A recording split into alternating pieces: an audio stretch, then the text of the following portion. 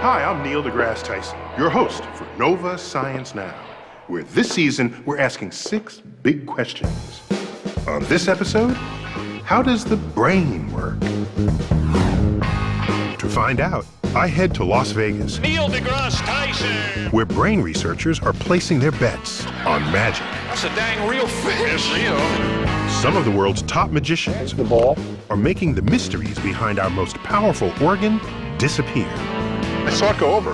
I swear I saw it go over. The illusionists reveal their secrets, That motion will draw the eye. giving us new insight into how our brain pays attention. This would be a major contribution to science from the magicians. Also, a magnetic wand Oh, that was nice. that can control your body Oh, wow. and your speech.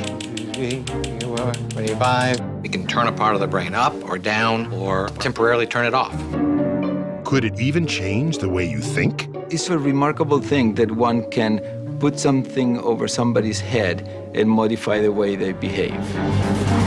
And I've met some professors who are tough on their students, but this one gets the prize. You're dropped from a 150-foot tall tower in free fall backwards. This brain researcher isn't afraid to go to extremes to solve one of the biggest puzzles in science, Brains are like fingerprints, and they're slightly different in everybody. especially when some of us see a whole other reality. A's are always red, and M's are green.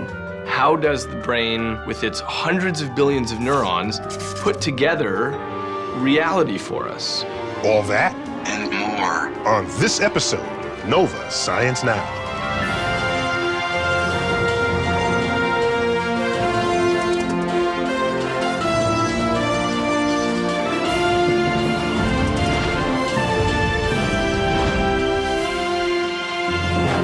Funding for Nova Science Now is provided by the National Science Foundation, where discoveries begin, and Discovering new knowledge.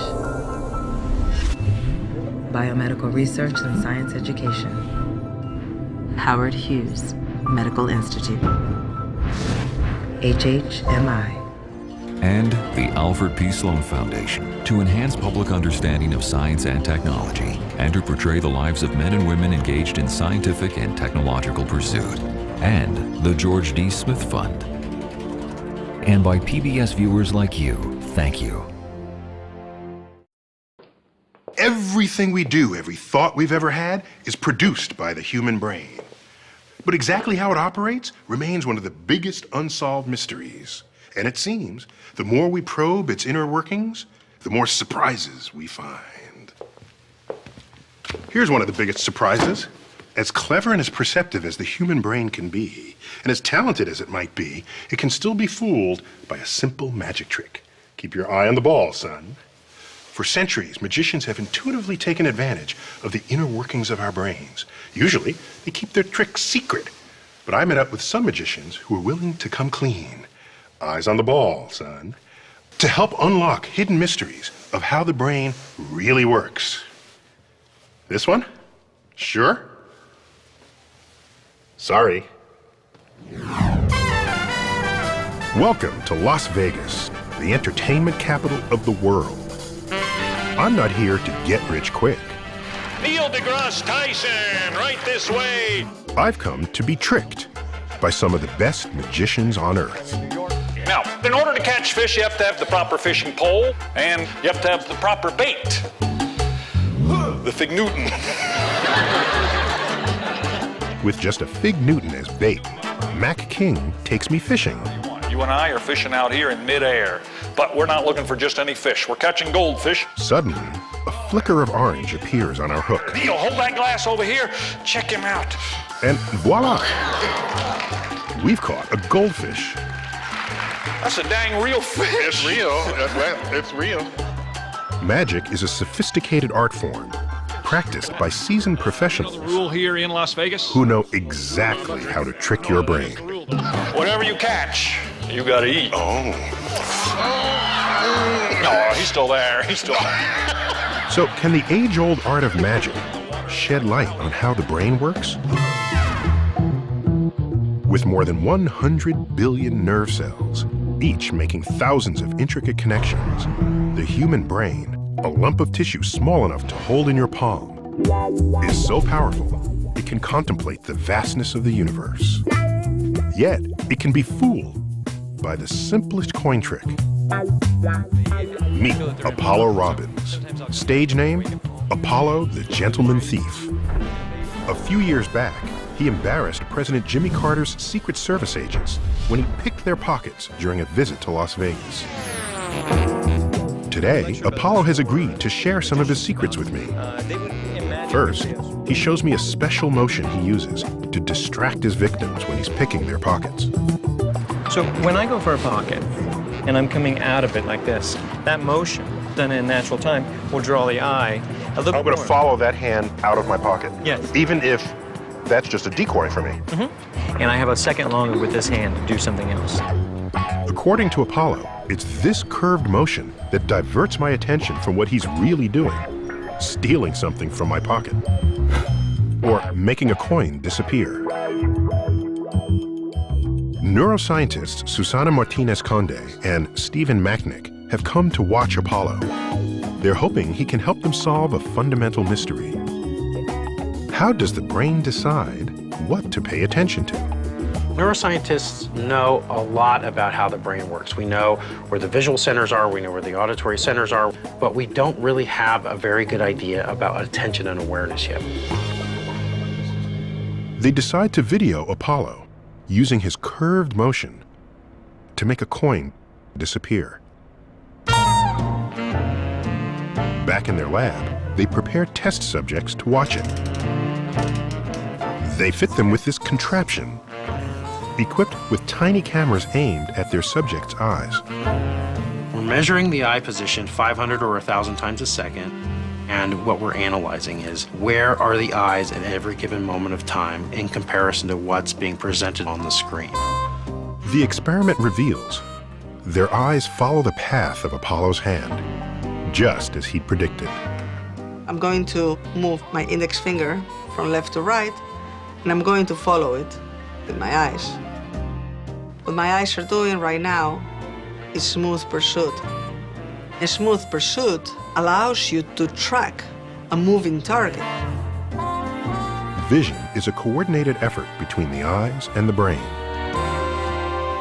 When our eyes see an object, the light from its surface travels to the retina, where it's transformed into neural signals. These signals go to a part of the brain dedicated to vision. Here, we start to form an image.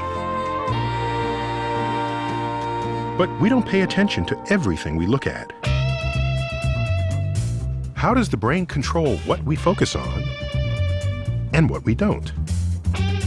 In a new study, Susana and Stephen, working with Jose Manuel Alonso, found that when our eyes track something, like Apollo's curved motion, there's more than one type of brain cell at work.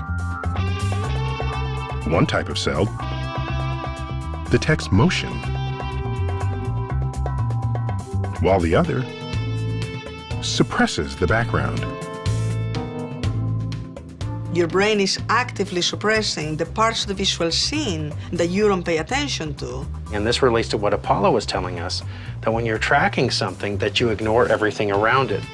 These two types of neurons that we are beginning to understand could explain, why magicians are so good at what they do.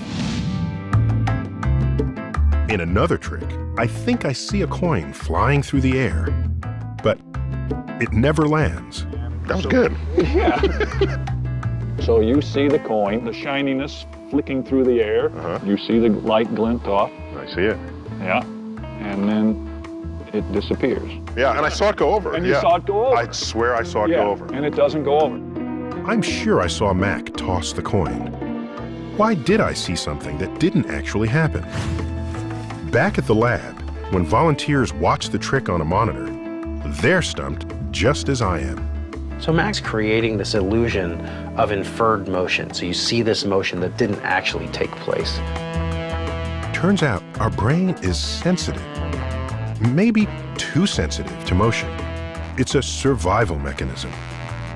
That motion detection, I mean, that's really a useful brain skill. The fact that I detect motion even though it's not actually there. Yeah, you make these assumptions to ensure, you know, that you don't get hit by a spear coming from your left side. It's better to think there's a tiger moving in the brush and be wrong than to not notice it and get eaten. Yeah, exactly.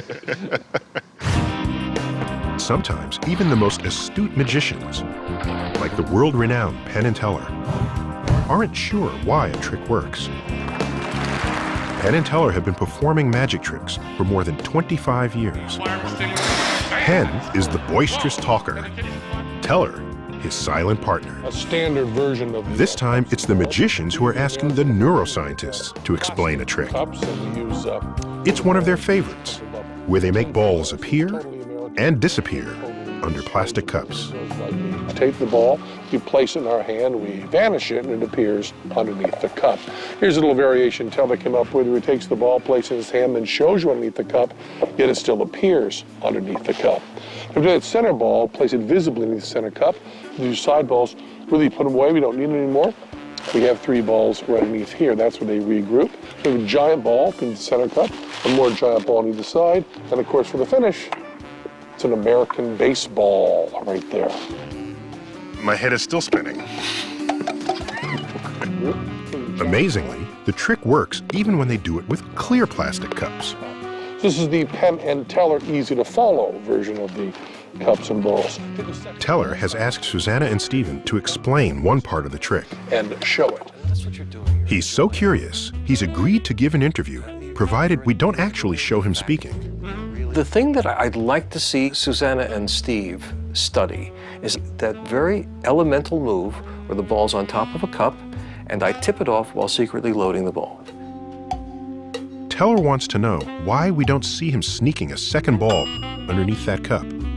To him, it's obvious. The neuroscientists record him performing this move and show it to their volunteers.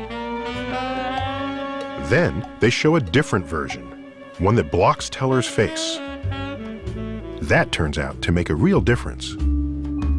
Like the curved hand motion in a coin trick, the magician's face commands your attention just enough to distract you from what's really going on. Even though you may think that you're looking at the balls all the time, the fact that Teller's face is present can draw your attention away from the loaded balls in the cups. Magic is sort of cognitive juggling. The center ball, please center cup, each of the side balls really... If you come to a magic show with the intention of exercising your ability to discern fact from fancy and you fail, that's a fine piece of entertainment. So it's this wonderful playground where you can just sort of relax and go, oh boy, it's really hard to understand the world.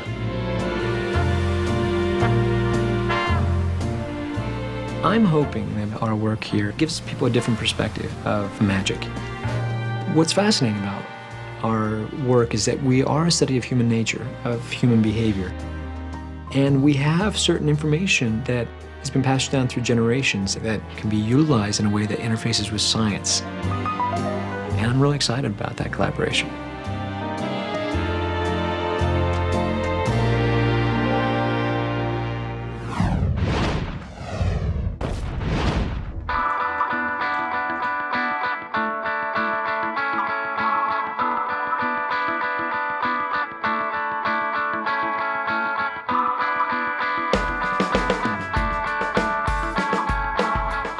Excuse me, I'm looking for the skyline.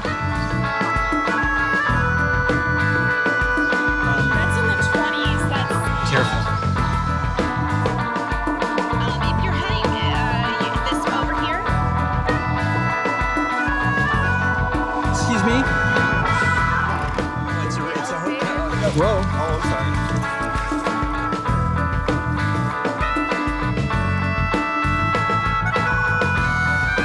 43rd.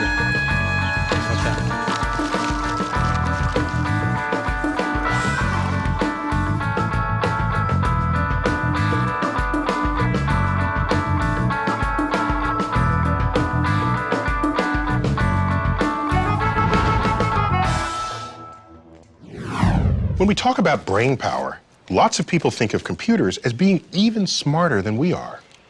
And for some tasks, they've definitely got the advantage. Queen to bishop 6. Computers have proved to be formidable chess players. In fact, they've beaten our top human chess champions. Knight takes queen. Your turn. Turning. You see, they can be stumped by simple ideas or phrases that our brain wouldn't think twice about. Turning. No, not turn. I mean, go. No, not go away. I mean, make your move. No, move one of your chess pieces on this chessboard in response to my last play. Bishop to king 7. Correspondent Jake Ward checked in with researchers to find out just how far we've come in the world of artificial intelligence. Kneel. And whether machines will ever pose a real threat Kneel. to the complex power of the human brain. Checkmate.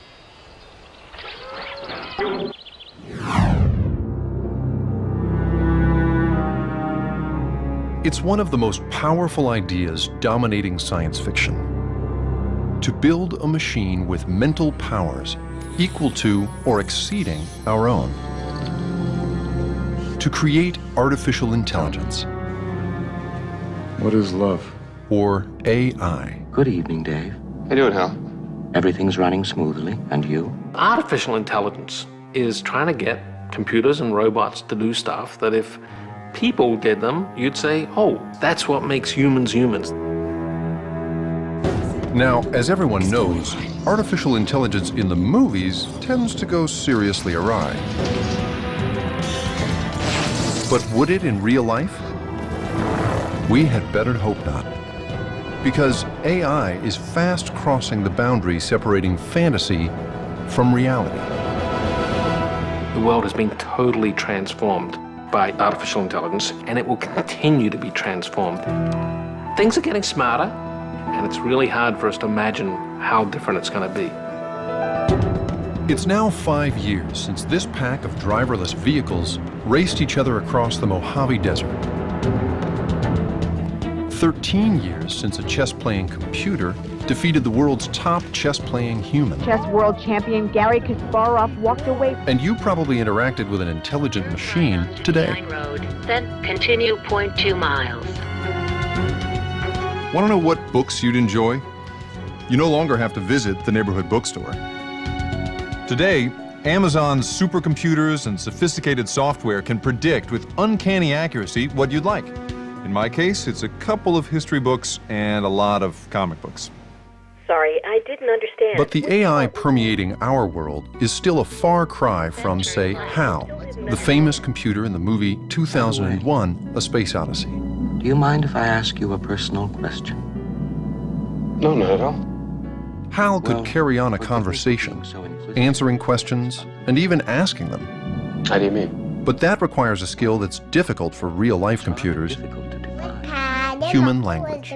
Put it in the oven. It's natural for humans, right? In fact, you could think of humans, natural language processing machines, right? I mean, they can be implicit, they can be ambiguous, they use context. But a computer can't relate the words to human experience. They're really just symbols. So it's a real challenge for the computer to take lots of different pieces of language and try to figure out, gee, does this mean that? Given the complexity of human language, could any computer truly understand it? Hello, my name is Watson. I have to test my voice to make sure I can be heard and that I'm not speaking too loudly. Any connection whatsoever? Watson is the creation of a team of IBM scientists led by David Ferrucci. For the past 4 years, they've been designing this supercomputer to be able to answer questions on, well, just about anything. Watson. Who is Arturo Toscanini. Good. They're now preparing Watson for a very public test. Read well enough to do competing that. on the popular quiz show Jeopardy! It's a word game that challenges even the smartest humans. Interview with the maker of this documentary. Jeopardy is a game that changes, right? It evolves.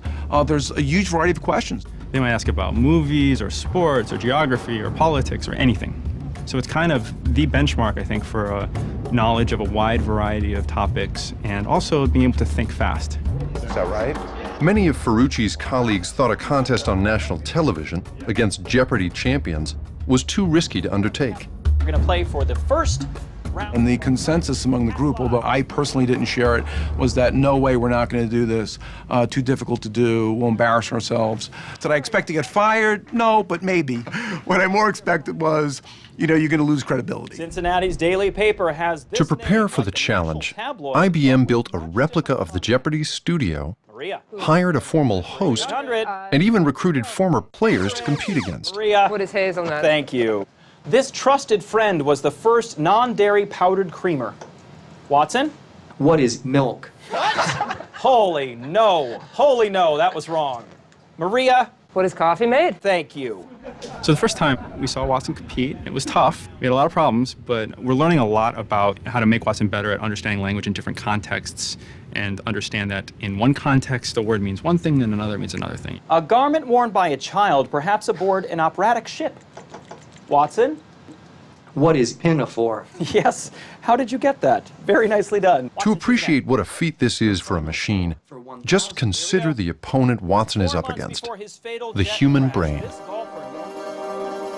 It can store an estimated 1 million gigabytes of information.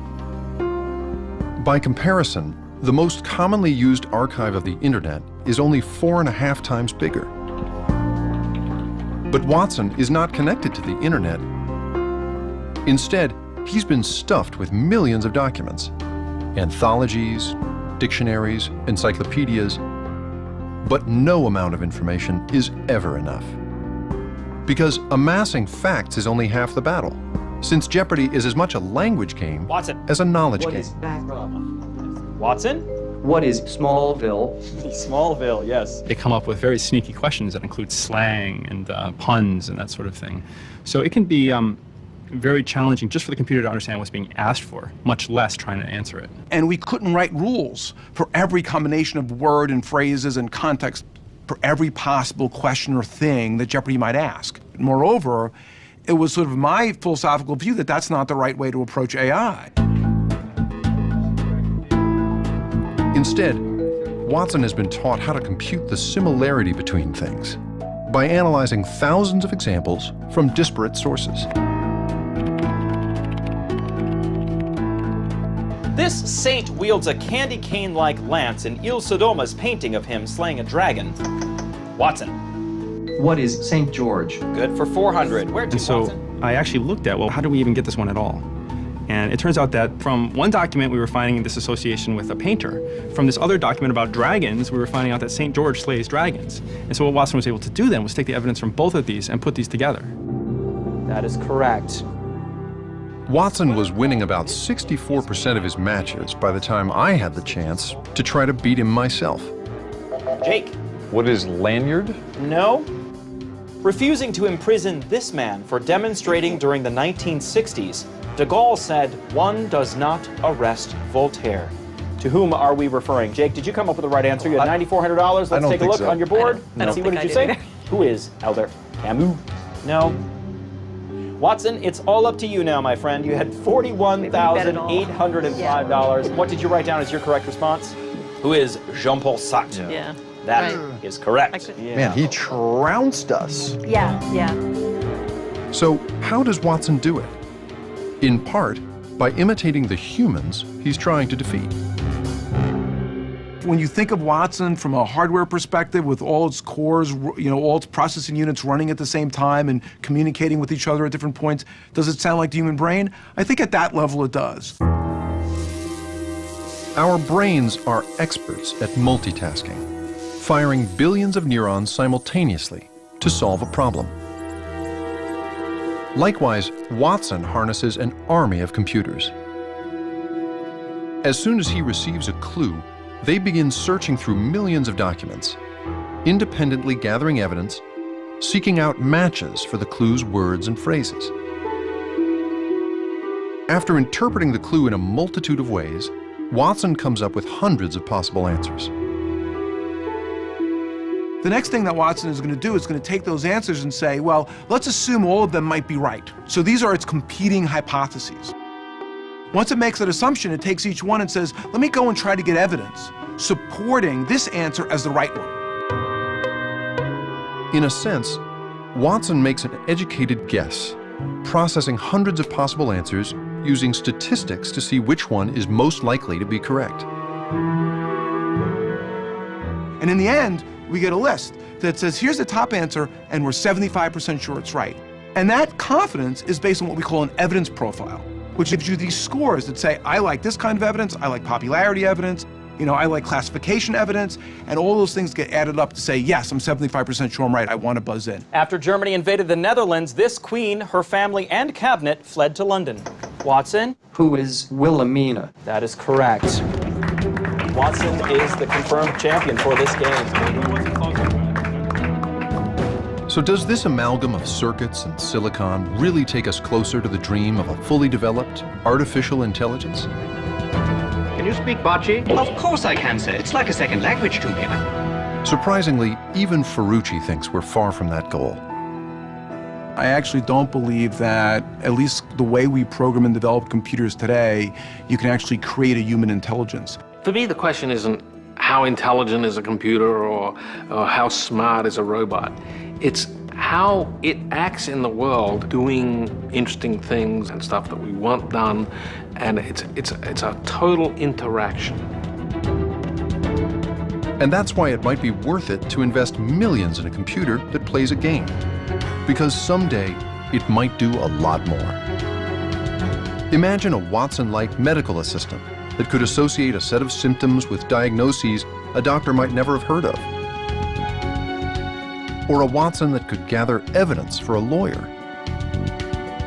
A thinking machine that could, in short, augment us as a sort of second brain.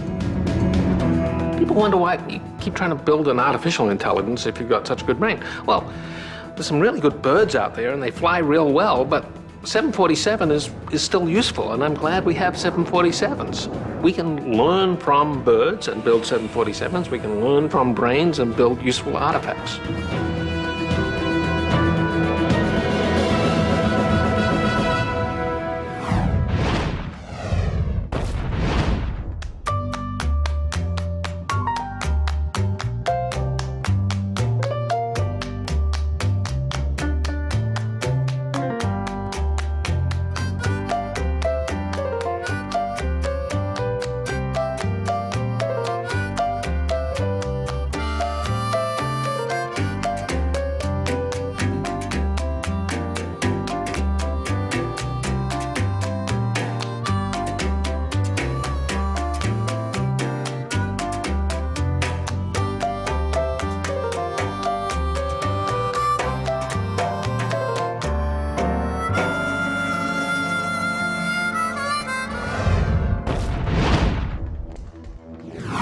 We know our brains run on electrical impulses. Every time we move or make a decision, electricity's buzzing among our brain cells. So imagine if you could tap into that circuitry like you do with a TV remote. You really shouldn't be eating that. Could you ever control another person's actions or thoughts? There's your check, hon. I'll get that. Seems like science fiction, but as correspondent Mo Rocca discovered, it's not. Imagine a magnetic wand that could control your brain.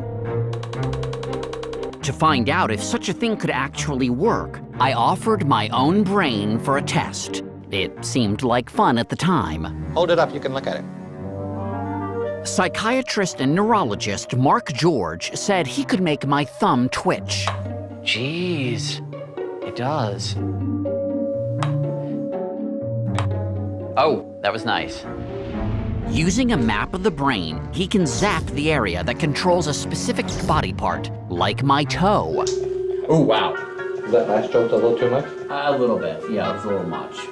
1, 2, 3, 4. The wand can even affect someone's speech. 10, 11, 12, 13, 14, 15, 16, 17, 18, 19, 20. And once the pulse is removed, 25, 26. Everything goes back to normal. 29, 30. It's sort of a remarkable thing that one can put something over somebody's head and modify the way they behave. Wow. The wand works by producing a powerful magnetic pulse. So it doesn't look like a lot, but the magnetic field that it generates is about the strength of an MRI machine, of a very strong MRI machine. Since electricity and magnetism are really just two forms of the same thing, a magnet can affect the electrical signals in your brain. Now this is your brain. It's basically an electric web of billions of neurons wired together. When a strong magnetic pulse hits these neurons, it alters their electric current. The process is called transcranial magnetic stimulation, or TMS. Electricity is the currency of the brain. All thoughts, all beliefs, all actions are just electrical impulses. And so TMS, we're actually able to get in there and influence the currency of the brain focally and non-invasively. The stronger the magnetic pulse, the deeper into the brain it goes. And by adjusting the pattern of the pulse, you can change the way that part of the brain functions. We can turn a part of the brain up or down or temporarily turn it off. It doesn't take a genius to see that it should be a pretty fertile way to begin to understand how the brain works. One mystery George wanted to decipher was how the brain processes pain. For example, when marathon runners are injured during a race, they might not even feel it. What's happening in the brain to mask that pain? You know, it's very common if you're in the middle of a great sports event and you twist your ankle, you will not feel that pain until after the event. When you injure your ankle, pain signals are sent through the nervous system to the sensory cortex. But researchers suspected that an area called the prefrontal cortex, the thinking part of your brain, also plays a key role in your perception of pain. George set out to test this idea with TMS. He asked 40 people who were having stomach surgery to take part in a study. So what we decided to do was to grab them the first opportunity that we could, that is when they come right out of the operating room, and we would just apply a 20-minute session of TMS and then walk away. What we chose to do was to position the coil really right in the center of the part of the cortex that we thought mattered, and then see if we got an effect. Next, they needed to monitor each person's pain threshold to see if TMS had had an effect. They found an unlikely measuring stick, the morphine pump. By counting how many times a patient released this pain relief medicine, they kept tabs on how much pain she could take. Half the patients received real TMS to their prefrontal cortex. The other half received a fake charge that would have no effect on the brain. If the TMS worked, the patients who received the real TMS would press the pump fewer times. And surprisingly, in 2 studies now, it essentially cuts their need for anti-pain medicines, cuts it in half for the next day, which is a whopping clinical effect. The results suggest that this one small area in the prefrontal cortex may indeed play a key role in how we feel pain. TMS not only can reduce physical pain, there's strong evidence it can treat emotional pain too. For decades, doctors have treated clinical depression with electroconvulsive therapy, an intense charge that throws the entire brain into seizure. But researchers believe TMS could offer a less extreme alternative. They propose that clinical depression might be caused when the prefrontal cortex lets negative emotions get out of control. So they decided to use TMS to try to stimulate the prefrontal cortex and get it to do its job. So my thought was that by persistent, daily, repeated, subtle switching of the prefrontal cortex circuitry could somehow reset that system. That's sort of similar to what happens when you jumpstart your car. George recruited 190 patients, people who had suffered through years of depression and tried everything from therapy to medication, with no success. Every weekday for 6 weeks in a double-blind study, doctors gave the patient 38-minute treatments of TMS. TMS did not work for everyone. For a third of people, it did little or nothing. For another third, it helped some. And for the remaining people? About 1/3 of the people that got this kind of a treatment over 4 to 6 weeks, remitted. That is, all of their depression symptoms went away.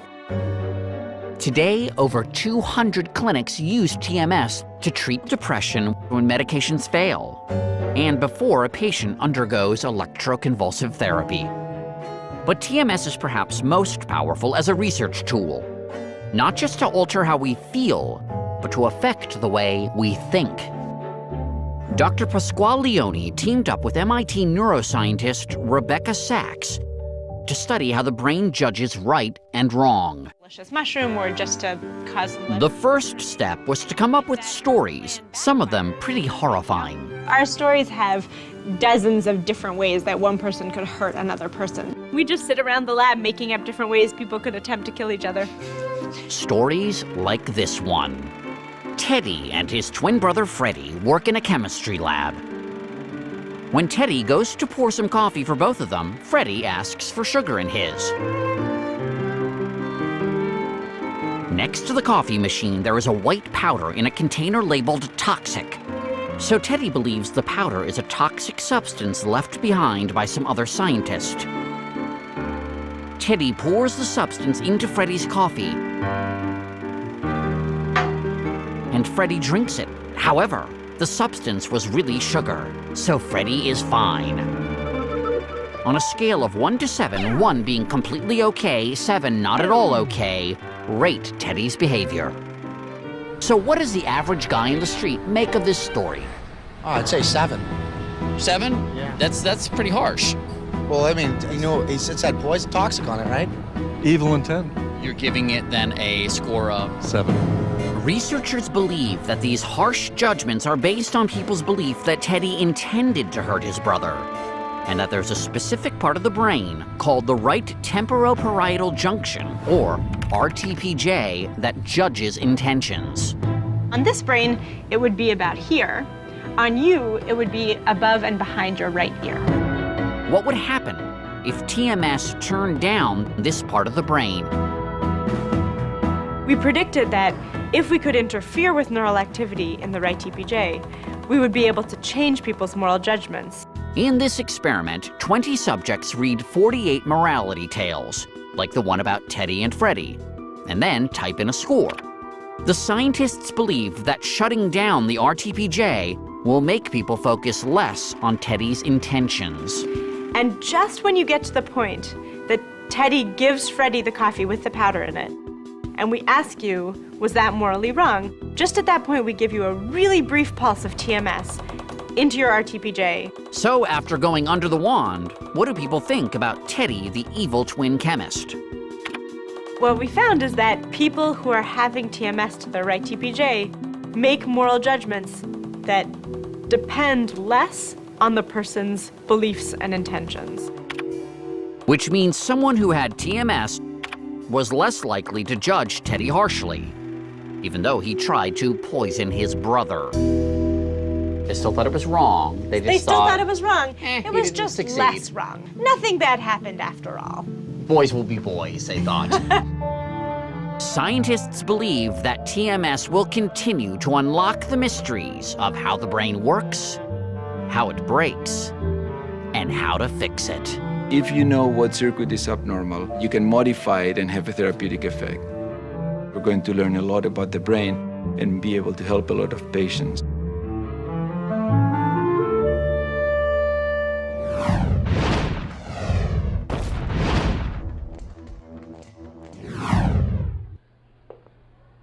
Two people looking at exactly the same thing may see it in entirely different ways. When I look at this painting, I see the Eagle Nebula in the constellation Serpens. Nose, eyes, fur. I see my pet poodle, Tuffy. So why is that? Why do our brains at times interpret things we see or experience so differently? Nose. In this episode's profile, we meet a neuroscientist who's looking into the brain and discovering some people whose brains see the world in ways shockingly different. Tuffy. From the rest of us, Nebula. These men have come to this tower to free fall without any wires. From the top. Sound crazy? For neuroscientist David Eagleman, It's just another day at the office. His job, trying to understand how your brain works. So your brain exists encased in silence and darkness inside your skull. How does the brain, with its hundreds of billions of neurons, put together reality for us? David sees science as a creative act. From crashing a wedding to collect DNA, to studying people who see the world in strange colors. The number 9 is hot pink. Just the way that we see the world is different. To dropping people from really high places.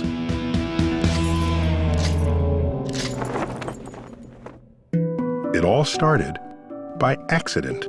When I was 8 years old, I went climbing on the roof of a house, and I fell off of the roof. On the way down, I was thinking about Alice in Wonderland. When you are the person doing the falling, it seems like it takes a long time. All of us have some moments in our lives that seem to last forever, and other moments that go by in an instant. So that got me interested in the issue of time perception. That's when David found the tower. You're dropped from a 150-foot tall tower in free fall, backwards, and you're caught in a net below. It took me 8 months to get permission from the university to do this experiment. You're going up this very long elevator ride up to the top. They clip you in and they hang you backwards through this hole in the cage, and it's a long way down to the net. And at that point, you're feeling pretty scared. And you're going 70 miles an hour when you hit the net. I'm an adrenaline junkie, but it's absolutely terrifying. It's not like fun going on a roller coaster. It's just, you know, scary. So was this free fall scary enough to create a time distortion? When they're remembering their own fall, people think it took a much longer time. Once they release you, like, your mind just goes blank. So we had the duration distortion. Now the question is, are they actually seeing in slow motion during the fall? So I realized what we needed to do was invent a device that didn't exist. So he built a special wrist-mounted monitor where he could speed up the pixels until they moved too fast for a brain to perceive the number. Researchers strapped the monitor to each person's wrist and told them to try and read the high-speed numbers as they fell. So if they're slowing down like a movie camera in slow motion, they'll be able to see very different information on the watch. When we analyze the results from the Eagle Eye, they can't read the numbers any better during the fall than they can on the ground. It turns out that people are not actually seeing in slow motion. And so this was very unexpected because I had hoped originally that we would be able to show that people have this extra special mode that they can kick into where they're seeing in slow motion. David continues to study time perception, but understands you don't always get the answers you want when you try to break new scientific ground. 9 out of 10 great ideas turn out to be really wrong, but the 10th one, you can hit the ball out of the park. And it's questions like this that David tackles in his lab. The vibe in my lab isn't so much the white coats and clipboards, it's more of a creative think tank. All of our walls are covered in dry erase paint. I have a special coffee mug. I can write on it. I asked David actually, because I was, you know, a little worried, is it okay if I get a mohawk? And he's just like, yeah, I think it's great. Be creative and just really embrace that kind of difference. From the beginning, David has never taken the ordinary approach to science. Growing up in New Mexico, he was fascinated to hear his father, a forensic psychiatrist, talk about the criminal minds he studied, including mass murderer William Wayne Gilbert. Somebody said to my father, I'm sure that Gilbert feels remorse for what he's done. And my father realized this was a very incorrect view because Gilbert felt the kind of excitement when he was going to murder someone that he had felt as a child on the night before Christmas. So that taught me that it's actually quite impossible to project yourself into someone else's brain. Listening to the stories about the strange minds of murderers, he became obsessed with how someone's brain could create a reality so different from his own. But the problem was, science class left him cold. Unfortunately, I didn't like high school science that much. There's always the answer in the back of the book, and what you're trying to do is get yourself through something that other people have already invented. At Rice University, David majored in literature, but while he was supposed to be reading the classics, he found himself wandering into a different part of the stacks, the neuroscience section. And it never struck me that I might actually go into a career in neuroscience until a friend of mine suggested that. He said, well, why don't you become a neuroscientist? Why don't you study the brain as your career? And it just felt like, oh yeah, of course. After receiving his PhD from the Baylor College of Medicine, he opened his own guerrilla-style lab where he looked for unique ways to show how the brain creates reality. That's when he started reading about a peculiar condition that had never been systematically studied, synesthesia. I just view synesthesia as a different way of perceiving the world, where people blend unrelated senses. A's are always red, and M's are green. So their letters and numbers have colors. 0 is white, 1 is black, 2 is kind of a light pink color. 2 is fuchsia. Or they feel music as if it's floating around them. I would feel things, I guess, starting from below me and behind me, spiraling up, going through this piano range, and then ending somewhere in the corner. When I used to do spelling bees, it was really easy for me to reproduce the spelling of the word based on the colors I would see. And when I was in 8th grade, I got second in the Texas spelling bee. Applause. APPLAUSE.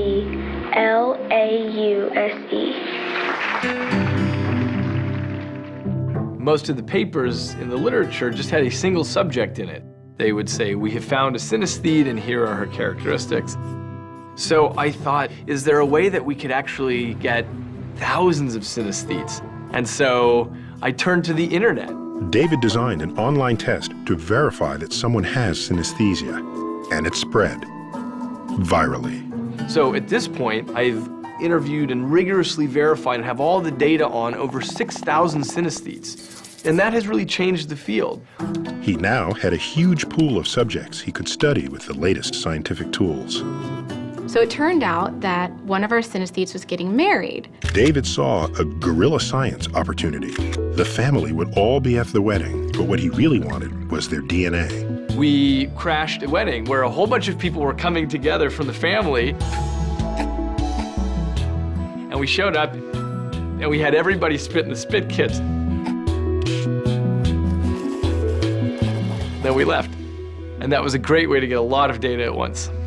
Next, he wanted to look inside the heads of synesthetes to see just how their brains worked. We take someone with synesthesia, they go inside the fMRI machine, then we show them a video from Sesame Street. And we've turned it into grayscale, so there's no color involved. But there are lots of letters and numbers flying at them. The fMRI gives David a map of what parts of their brain are active. When the synesthetes watched the video, they saw something very different from the rest of us. Even though the cartoon was in black and white, I perceived the number as being in color. So what clues did he find in the fMRI images? What we seem to be finding is that the areas involved in letters and numbers are right next to the areas involved in colors and textures and spatial forms. What David saw supports the idea of a kind of crosstalk between two adjacent but unrelated parts of the brain. It appears that in synesthesia, there's just a slight tweak on that. Activity in some area will actually excite activity in a neighboring area. So this has led us to a new anatomical understanding of what's happening in synesthesia. With each new experiment, David understands more about how the tiniest changes in our brain profoundly shape our realities. It turns out that people's realities can be quite different. David's own brain has helped him forge a unique path full of triumphs and failures that is changing how we view our most vital of organs. Brains are like fingerprints, and they're slightly different in everybody. So being inside my head and being inside someone else's head can be very different. And studying such unusual brains has helped him understand just how different our realities can be. We're different on so many levels. Even just the way that we see the world is different from one person to the next. I don't know what it would be like to have letters and numbers that didn't have colors. Like, that seems like it would be such a dull and drab way to experience them.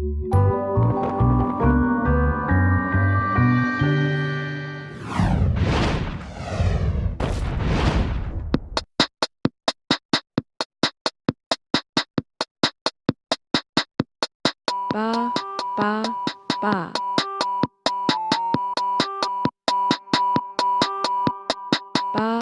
ba, ba.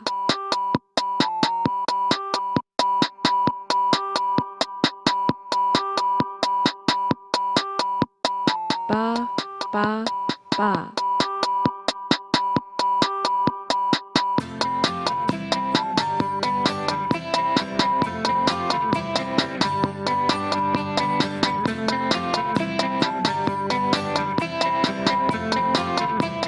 Ba, ba, ba. Ga, ga, ga. Ga, ga, ga. Ba, ba, ba.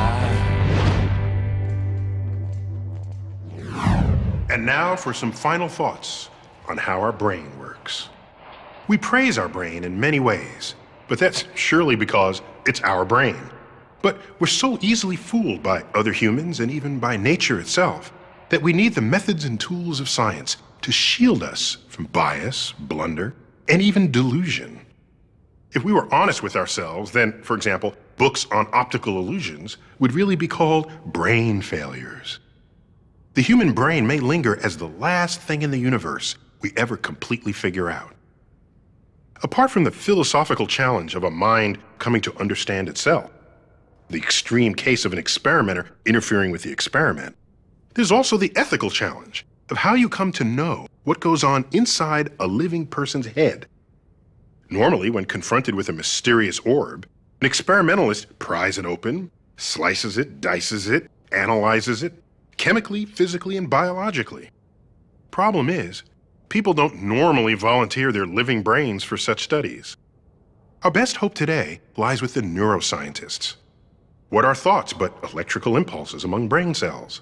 What are ideas but novel firings of those cells? What are mental problems, if not impulses that have misfired? In the way that chemistry arose from the ashes of alchemy, neuroscience, a field still in its infancy, may one day subsume psychology, laying bare our inner universe, which has remained hidden for so long. And that is the Cosmic Perspective. And now we'd like to hear your perspective on this episode of Nova Science Now.